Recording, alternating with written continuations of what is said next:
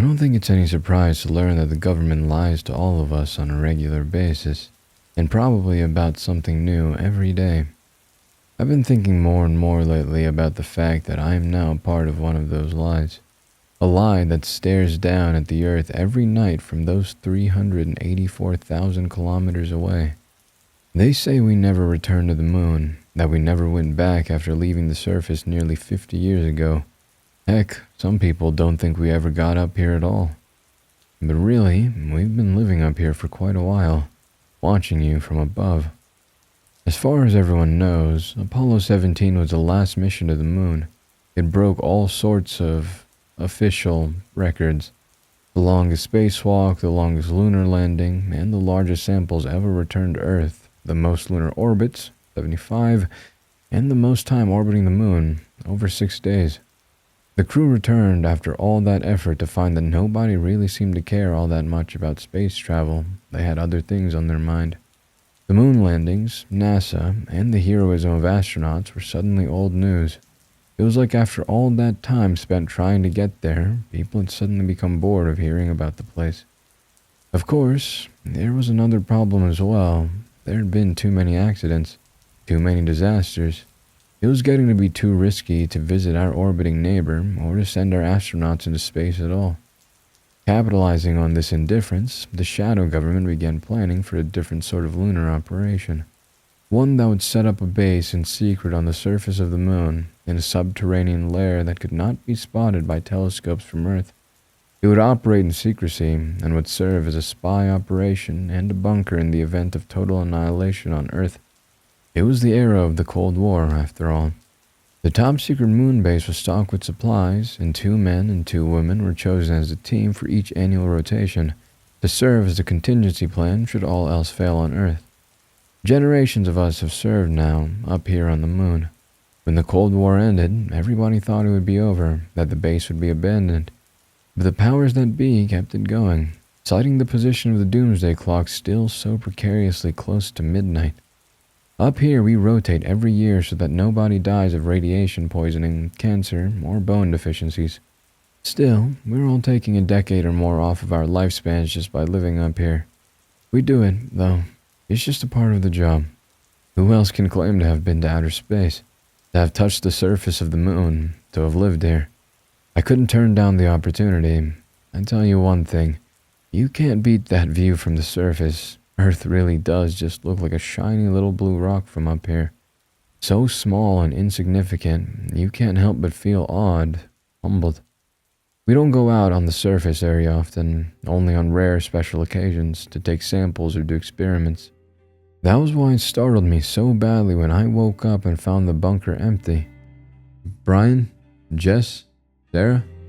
I called out after removing my earplugs. I could never sleep without them. "Anybody?" No one answered. It's not like the place was very big. There was nowhere for them to really hide, but all 3 of them were gone.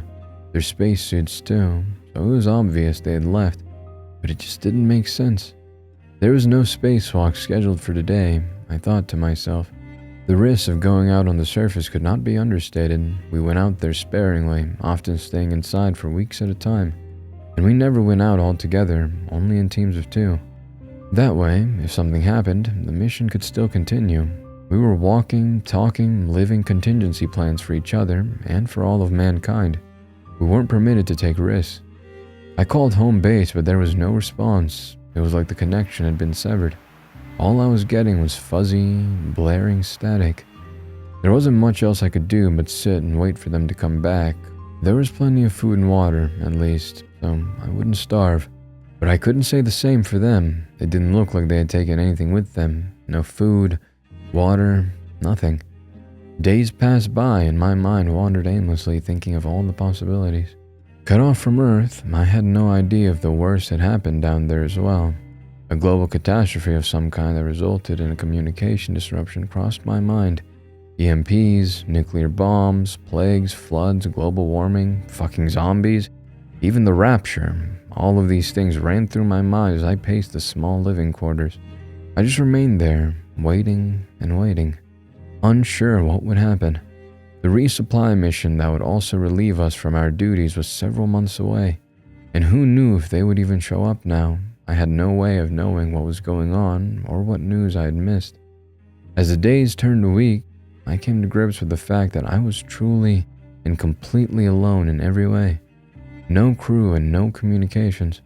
On a life raft by myself, far out in the never-ending ocean of space. I was too scared to go outside, so I just waited and waited, terrified, alone on a rock hundreds of thousands of miles from home. It was deathly silent in the hab unit, except for the sound of my own breathing as I paced and ate rations, slept, shit, drank, and waited endlessly. Then suddenly, as I was fast asleep, the communications array started back up again. Lights began to glow red and green, yellow and blue, and alarms began to sound as the system woke up from their long slumber, and I arose with them, blinking my eyes in disbelief. And then, something even more impossible happened. The airlock door alarm sounded. Someone was entering the hab unit, and not just one person, there were 3 of them. All my crewmates were miraculously back. Weeks after they had left, the crew I had written off as dead came into the airlock from outside. They marched inside with stiff movements, as if they were cold, and waited for the room to depressurize. Their faces were blank and expressionless as they came into the habitation area a few minutes later. Now out of their suits, they remained silent, and said nothing to me as I stared at them. My blood turned cold in my veins as I saw their eyes were completely black now.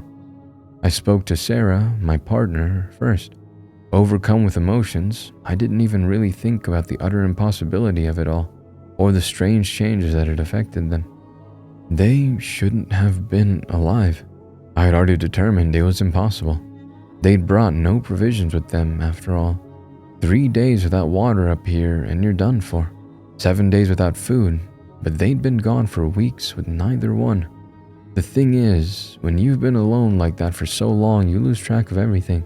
All you feel is loneliness, and you desperately crave any sort of human contact, as essentially as air, water, or food. Nothing else mattered when I saw them, especially Sarah. I embraced her fiercely, holding her so tightly I worried for a moment I had perhaps hurt her with my bear hug. She did not hug me back, but instead felt cold and limp in my arms. She just stared at me, her eyes blank, looking through me at some place far distant. Sarah? I shook her and held her face in my hands. My heartbeat was pounding in my jugular, faster and faster. The first thing I noticed was that she was cold, frigid like ice when I touched her skin. What's wrong with her?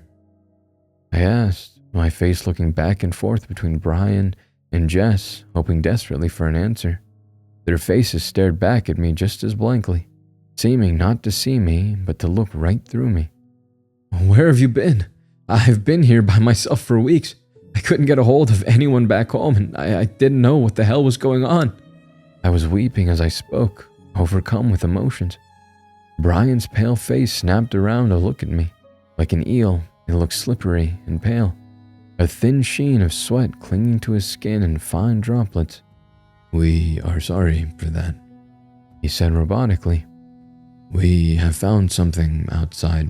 You must come to examine it with us. You must hear the sound it made for us. But that was it, I thought. Now I had at least something to go on. There had been some noise that had driven them out there like the sirens in Homer's Odyssey. No wonder I had been unaffected by it. I always slept with earplugs while the rest of them had been exposed to it. There's no sound on the moon, though, so it would have had to come over the radio. I imagined the scene vividly in my mind. The whole crew fast asleep when a sound suddenly crackled over the speakers of the comm system. A frequency from another species had perhaps been calling to them and to me. Only, I had missed the transmission due to my sound-dampening earplugs. What if I don't want to hear the sound, Brian? I asked as he roughly took hold of my arm and they marched me towards the airlock. The song of darkness is for everyone. You will find it soothing, he said, his voice cold and distant. I didn't like the sound of that one bit. I began to struggle and to fight against them, but it was no use. Brian's grip on my arm was like a steel vice, and there was no breaking free from it. They forced me into a spacesuit and marched me out the doors and up to the surface, cramming me into the back of our moon rover. We were soon off driving, and I was left in the silent, lonely void of my own spacesuit. A voice crackled to life in my ear and began to speak. I realized it was Brian talking once again, as if he was their spokesman. You must see what we have seen. All will see. But we are fortunate enough to be allowed a glimpse of what is to come before all the others. And what is that, Brian? What am I going to see? And what is it going to do to me? He hesitated momentarily, but then spoke again, not to me this time. Chik nu hark zi fet. He said flatly, or something like that. Der begit. Tara replied. Der fig rigel spek. Whatever language they were now speaking, I had never heard anything like it before. They said a few more things back and forth, and then they were silent for a very long time as we drove and drove for what felt like hours. If not for my terror, I might have drifted off, but I didn't dare, knowing especially well that our air supplies would only last for so long out there. I tried to breathe sparingly and savored every breath. Finally, the moon rover turned down a steep embankment and we were rolling down a hill towards the entrance of what looked like some sort of natural cave.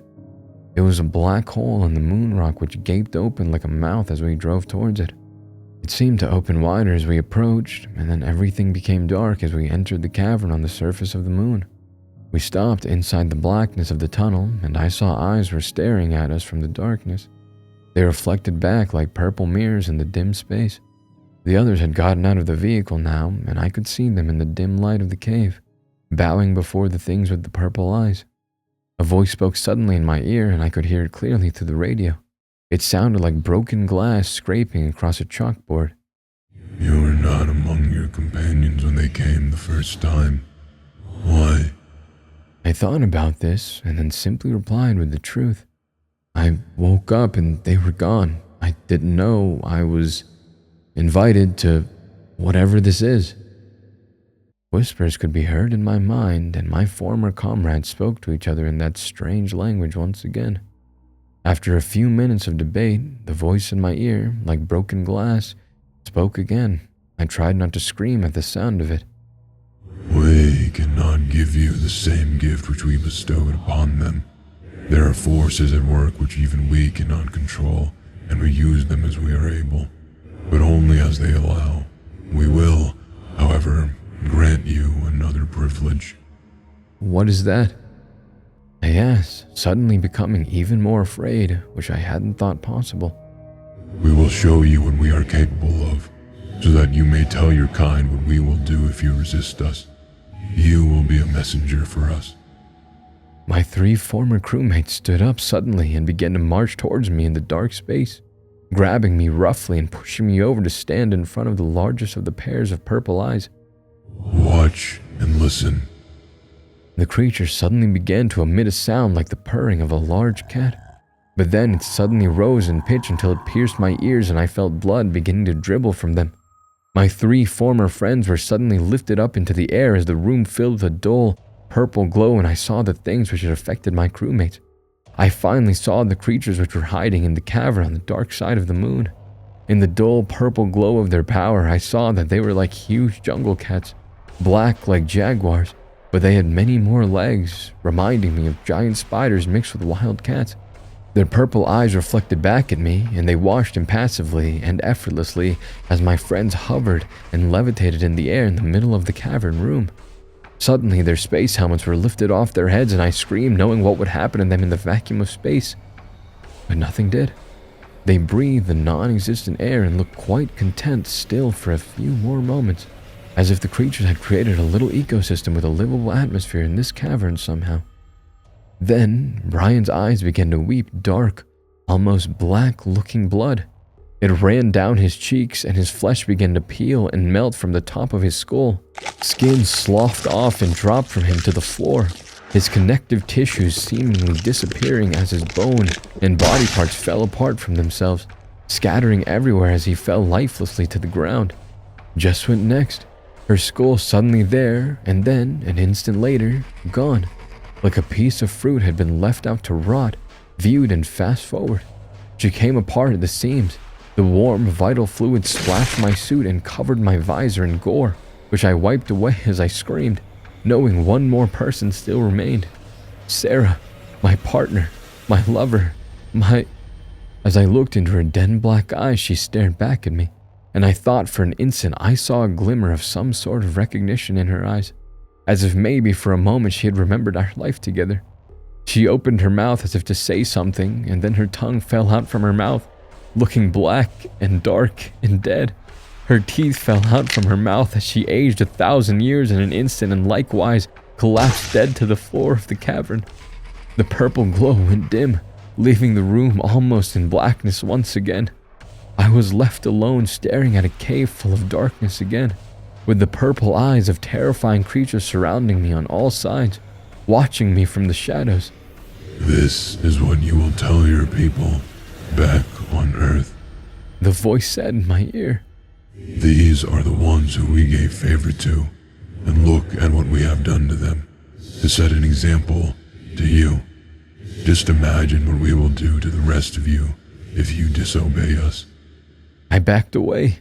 Stumbling over rocks, I raced towards the moon rover. More of them were coming out of the shadows.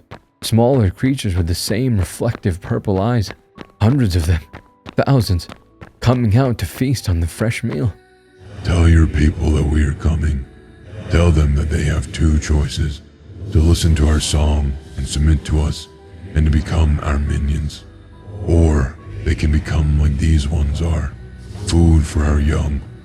Tell them to choose wisely. I jumped in the moon rover and took off, racing back to the hab unit, locking myself inside. I prayed for rescue, hoping it wasn't too late to get back, to warn everyone. It's been a few months since all this happened. I'm back on Earth now, and I have yet to tell anyone about what I've seen. Until now, as far as my supervisors know, my 3 crewmates never came back after disappearing. I figured it was easier to leave it that way for the time being. They aren't very open-minded, my supervisors, and I didn't think my bosses at Space Force would understand, or if they would think I had just spent too many hours in low gravity. After hearing a story like that, for all I know, they might have pinned their deaths on me, so I kept it a secret. I know, I'm a coward, but I didn't want to face the consequences, and the best-case scenario would have been a cover-up. That would mean shipping me off somewhere.